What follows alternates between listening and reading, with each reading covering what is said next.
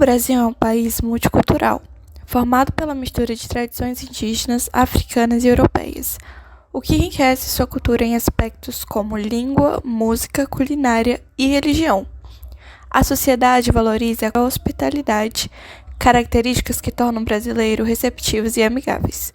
Por outro lado, o país enfrenta desafios significativos, como a desigualdade social, que deixa grande parte da população em condições precárias, a corrupção, que compromete a governança, e a falta de acesso universal a serviços básicos como saúde, educação e saneamento. Achamos que a economia brasileira já está em franca recuperação, daqui a pouco já pode andar com suas próprias pernas. Talvez o problema mais dramático seja a renda, que a distribuição de renda é muito desigual. Agora vai aumentar tudo e o salário não vai aumentar, tu vai ficar desempregado. Acho que a vida é limitada, você está aqui para quê? Para ter o melhor. Você vive isso precário, isso é loucura. Cada dia é uma sobrevivência, cada dia é um leão que a gente mata. Quem come hoje em dia, uma vez por dia, está muito bem. Aqui dentro dessa comunidade é. Falar que se passa fome no Brasil é uma grande mentira. Além disso, há um contraste importante na sociedade. De um lado, a preservação de valores tradicionais, como o conservadorismo familiar. De outro, o esforço por avanços como igualdade de direitos e inclusão social. Esse equilíbrio entre tradição e progresso reflete as mudanças e os desafios que o Brasil vive atualmente. Para falarmos um pouco sobre relações sociais, decidimos trazer uma tira de Mafalda, uma tira descontraída que fala como as relações sociais podem afetar nossas escolhas durante o dia a dia. Tome, pensei em ficar com o troco da padaria para comprar bala, mas não consegui. E tudo por causa do maldito inquilino que começou a dizer que isso é muito feio, que não se faz e que não sei o que lá. Inquilino? O que é isso? Perguntou a mãe de Mafalda, sem compreender. Mafalda responde: inquilino é aquilo que temos aqui dentro, apontando para o seu coração. Mafalda quis dizer que inquilino era a voz de sua consciência falando que aquilo era errado e que aquilo não se fazia, mesmo que não tivesse ninguém olhando, mesmo que não houvesse ninguém por perto. Isso demonstra e espelha um pouco das relações sociais em que Mafalda convivia, a quais ela foi orientada para entender que aquela situação e que aquilo que ela queria fazer era errado e não era correto diante da sociedade, pois não estava sendo justa e estava fazendo algo considerado errado, pegando algo que não era dela. A tira, de forma humorística, mostra como a voz da consciência pode ser comparada ao inquilino interno, gerando uma confusão na mãe de Mafalda, que não entende muito bem o que ela quer dizer com isso. A partir de uma perspectiva infantil, Quino aborda a ideia de moralidade e autossupervisão de maneira leve e divertida. A tira de Mafalda reflete aspectos importantes das relações sociais, pois trata a internalização de normas e valores que influenciam nossos comportamentos em sociedade. O inquilino que Mafalda menciona é a sua consciência, um reflexo das normas e ensinamentos que ela absorveu no ambiente familiar e social. Essa voz interna representa o impacto das interações e das expectativas sociais na formação de nosso senso de certo e errado. Nas relações sociais, é comum que os valores e normas sejam transmitidos e reforçados por figuras de autoridades, como pais, professores e até mesmo amigos.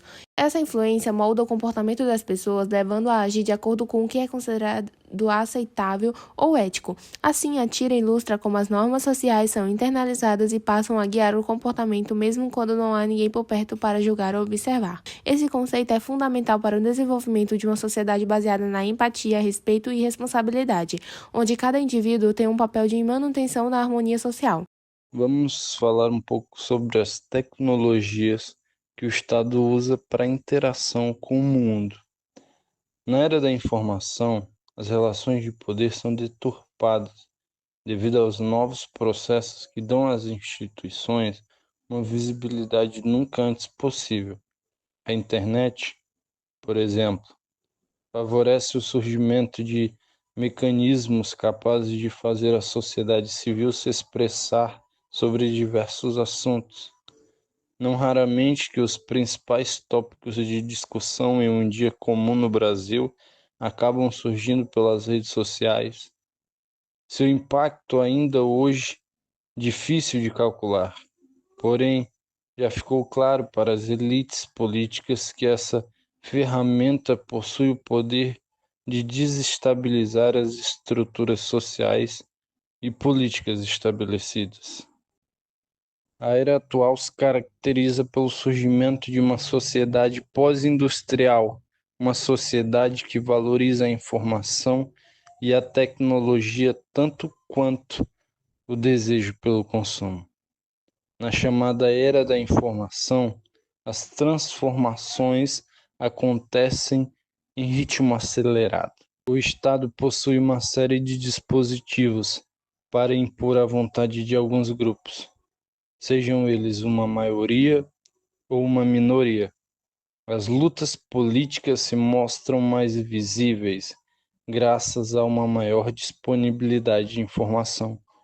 Porém, o grande fluxo dessas muitas vezes pode ser maléfico para a sociedade.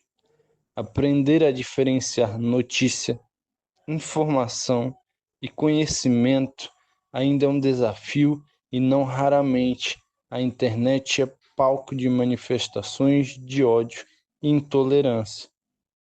No Brasil, as relações de poder são marcadas por um histórico de concentração nas mãos das elites econômicas e políticas. Elites essas que frequentemente orientam decisões em prol de interesses corporativos ou de grupos privilegiados.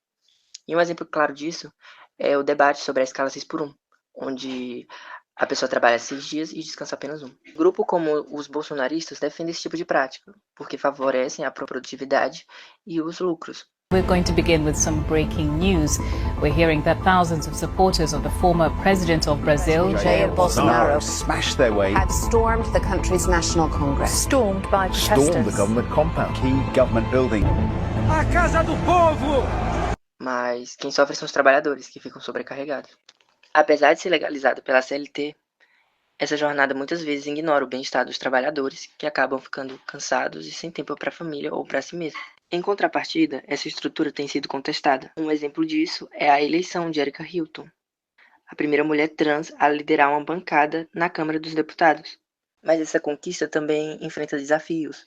Muitos políticos ainda defendem ideias conservadoras que tentam excluir pessoas de minorias e manter o poder nas mãos de quem já o tem. Quanto mais pessoas trans ou de outras minorias nas esferas de poder, mais voz vai ser dada a quem não costuma ser ouvido.